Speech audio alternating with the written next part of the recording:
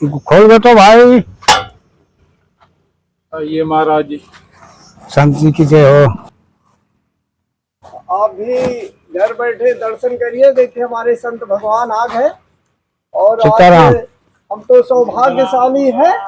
और आप भी धन्यवाद करिए सोशल मीडिया का कि घर बैठे आप संतों के दर्शन कर पा रहे। आइए महाराज जी।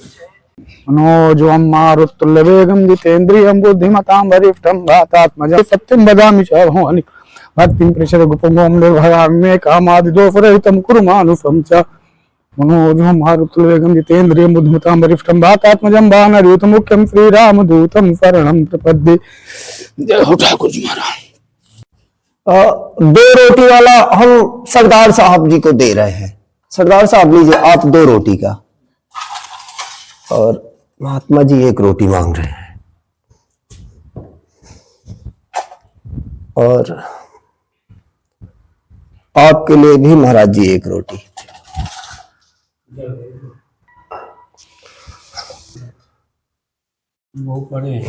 महाराज जी आप तो 2 खा जाते हैं। नहीं, सरदार साहब आप तो खाएंगे, 1 ले लो।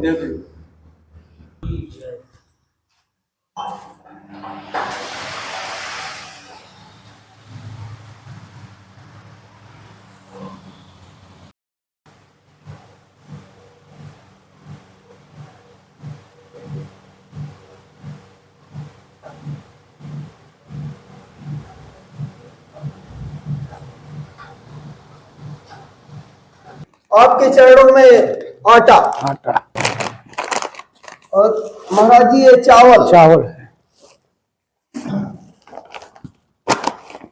और महाराज जी ये बिस्किट। महाराज जी गुड़, महाराज जी चना,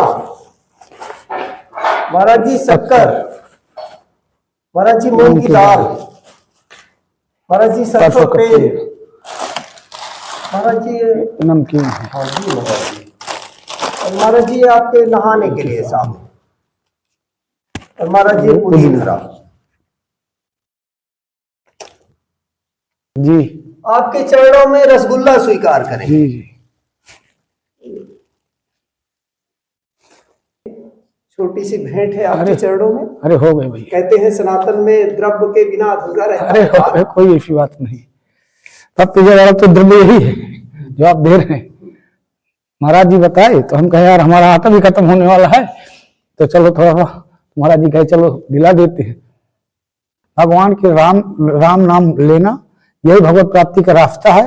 और दूसरे व्यक्ति आ जाए, हम भूखे रह जाए, उनको भोजन करवाना, और अन्न दान से बड़ा कोई दान नहीं है। हमारे पिताजी बताया करते थे, हमको नाम तो ध्यान नहीं है, विश्राम सागर में कथा थी। एक राजा थे, वो अन्न का दान कभी नहीं दिए थे। वो दिए थे सोना का दान करते थे। जब उनको मृत्यु प्राप्त हुई तो मिला तो उनको वैकुंठ, लेकिन खाने के लिए उनको सोना मिला। अब वो भूख से तड़पने लगे, सोना थोड़ी खा लेंगे। तब उनको कहा गया कि आप फिर से मृत्यु लोक में जाइए और अन्न का दान करिए। जब अन्न का दान आप करेंगे तब आपको अन्न मिलेगा, तब आपको वैकुंठ की प्राप्ति हो। फिर उनको यहाँ भेजा गया मृत्यु लोक में। जब वो अन्न का दान किए तब उनको जाके अन्न मिला खाने के लिए। तो अन्न दान से बड़ा कोई दान भी नहीं होता है। न रुपया है, न पैसा है, न सोना है, न चांदी है। इसलिए अन्नदान जो आप करते हैं इसका बहुत बड़ा महत्व। साधु संतों को खिलाते हैं, सबसे बड़ा धर्म यही है। इसी से भगवत प्राप्ति हो जाती है। बालक दास जी स्वीकारिए आपके लिए गुड़। सीताराम। चित्रकूट में बहुत गर्मी पड़ रही, तो महाराज जी साधु संत गुड़ खाकर पानी पीते हैं। हम महात्मा जी श्री बालक दास जी महाराज जी को गुड़ भेंट कर रहे हैं। संत जनों की श्री राम से महाराज जी गुड़, और ये भी महाराज जी है। और आपके लिए चाय पत्ती, और श्री विश्राम दास जी के लिए 100 रुपए। अरे हमारे पास गुड़ की आवश्यकता थी, गुड़ हमारे पास खत्म हो गई थी, तो राम जी की इच्छा से गुड़ हमारे पास आ गया है। गुड़ भी आ गई, चाय की पत्ती आ गई। भगवान करे देने वाले का उसका सदैव कल्याण करे, धन से उसके भंडार सदैव भरे रहें। हमारी यही आप लोगों से कामना है। दान करते रहिए, साधु संतों की सेवा करते रहिए, इसी में ही आपका कल्याण है। प्रभु हमको दवा की जरूरत थी, दानदाताओं द्वारा हमें 100 रुपये प्राप्त हुई है। अब दवा लाएंगे। उन दानदाताओं को मेरी तरफ से धन्यवाद। लाख लाख उनके बाल बच्चे सब खुशी रहें। आशीर्वाद है, इसी तरह संतों की सेवा करते रहे। महाराज जी, भगवत प्राप्ति का कोई उपाय बताइए कि मनुष्य कैसे इस भव सागर से पार हो। भव सागर से पार होने के लिए केवल एक राम नाम ही आधार है, इसके अलावा कुछ नहीं। कलयुग केवल नाम आधारा, सुमिर सुमिर नर उतर ही पारा।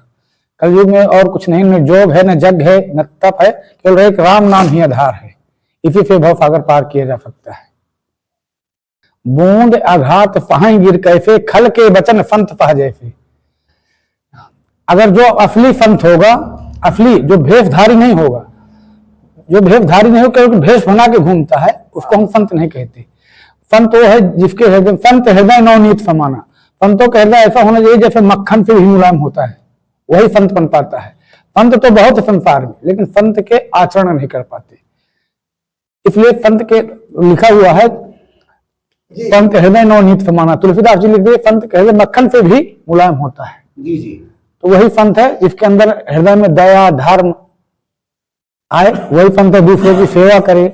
अपना स्वयं भूखा रह जाए, दूसरा आ जाए उसको अपना माने भोजन करवाए, यही संत की सेवा, यही संत के लक्षण है।